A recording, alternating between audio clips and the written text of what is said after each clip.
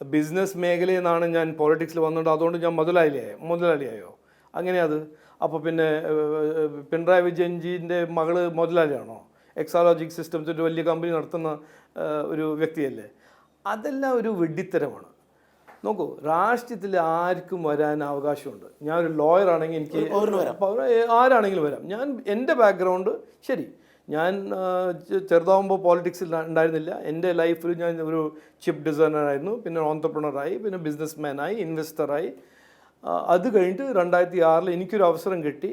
ഞാൻ വിചാരിച്ചു ഒരു ടേം നമുക്ക് രാജ്യസഭയിൽ നോക്കാം എങ്ങനെയായിരിക്കും. അവിടെ ഞാൻ നന്നായി പ്രവർത്തിച്ചു. 2G സ്കാം എക്സ്പോസ് ചെയ്തു. എനിക്ക് പിന്നെ എല്ലാവരും എന്നോട് പറഞ്ഞു, നിങ്ങൾക്ക് ഇനിയും കണ്ടിന്യൂ ചെയ്യണം, ഒരു ഇമ്പാക്റ്റ് ഉണ്ടാക്കാൻ നിങ്ങൾക്ക് കഴിയും, ഒരു ഡിഫറൻസ് കൊണ്ടുവരാൻ പറ്റും. ഒന്നിടപെടുകയാണ്. രാജീവ് ചന്ദ്രശേഖരൻ എന്ന പാർലമെന്റേറിയനെ ഇന്ത്യ അറിയുന്നത് 2G സ്കാമിലൂടെയാണ്.